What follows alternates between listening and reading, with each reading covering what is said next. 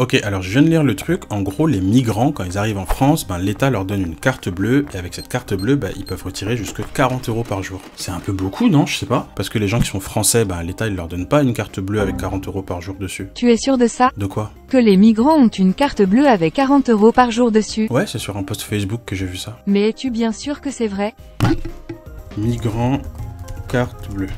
Ok. Ah, j'ai trouvé une vidéo. Welcome. Car c'est un faux. Et hop, un tox autour d'une carte bancaire destinée aux migrants. Dans un article, le site du Monde démonte le fake.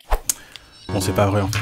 Bah oui, je savais depuis le début, j'ai fait semblant. En fait, ce qui m'intéresse surtout, c'est ça, là, regardez. Les gens, ils sont en colère parce qu'ils le croient vraiment, cette histoire de carte bleue, ils trouvent ça injuste, et du coup, ça influence le vote des gens après, vous savez, aux élections, ce qu'on appelle l'opinion publique. Mais pourtant, c'est faux. Bah oui, c'est n'importe quoi. Et des histoires fausses comme ça sur le net et sur les réseaux sociaux, bah il y en a plein. La Terre qui serait en fait plate, ou encore Emmanuel Macron qui serait en vrai un alien. Et ouais. Non, c'est pas vrai ce que vous dites. Non mais je sais que c'est pas vrai. Bon, ce genre d'histoire fausse, ça s'appelle une infox ou une fake news. Et je développe pas trop dessus, mais les gens qui publient ça, surtout sur le net et sur les réseaux sociaux, soit c'est pour faire rire, soit c'est parce qu'ils y croient vraiment, soit ils savent très bien que c'est faux, mais l'histoire en question leur permet de diffuser leur idéologie, ou alors, vu que c'est un peu spectaculaire, bah ça attire des gens sur leur journal, leur blog, ou sur leur chaîne YouTube. Mais tu penses qu'il y a beaucoup de gens qui croient des histoires comme ça? Ouais, beaucoup.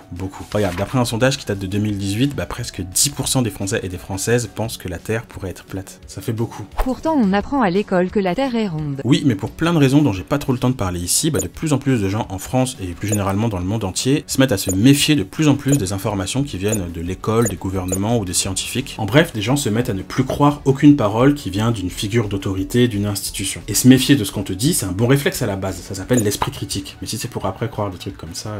Bon, et ça a un nom, quand on pense que le gouvernement, l'école, la science, que toutes ces figures d'autorité essaient de nous mentir pour nous manipuler, bah ça s'appelle une théorie du complot.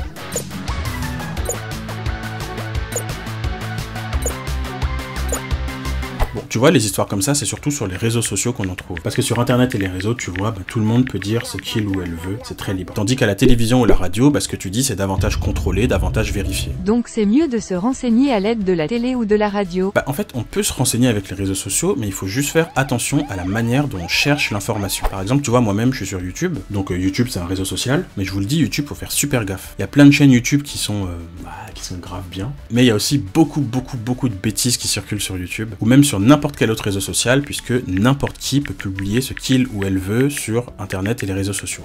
Les théories les plus folles circulent sur la manière de combattre le virus du Covid-19. Non, le fenouil, l'ail ou le foie de bœuf ne sont pas des remèdes efficaces.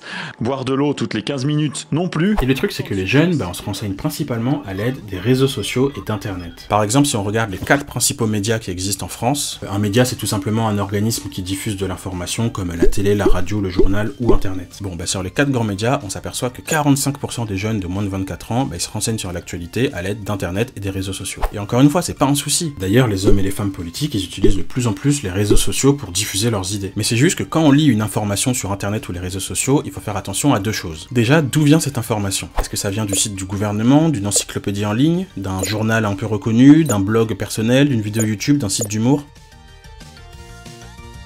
En fait, sur internet, toutes les sources d'informations ne se valent pas et certains sites sont clairement plus fiables que d'autres. Et ensuite, il faut toujours comparer l'information trouvée avec d'autres sites fiables. En gros, voir si on trouve la même chose écrite, par exemple dans une encyclopédie ou dans un journal assez connu. C'est ce qu'on a fait tout à l'heure. On compare un contenu trouvé sur Facebook, donc écrit par une personne lambda, avec le travail de dizaines de journalistes dont c'est le métier justement de chercher de l'information et le résultat se fait pas attendre, c'est un fake. You are fake news.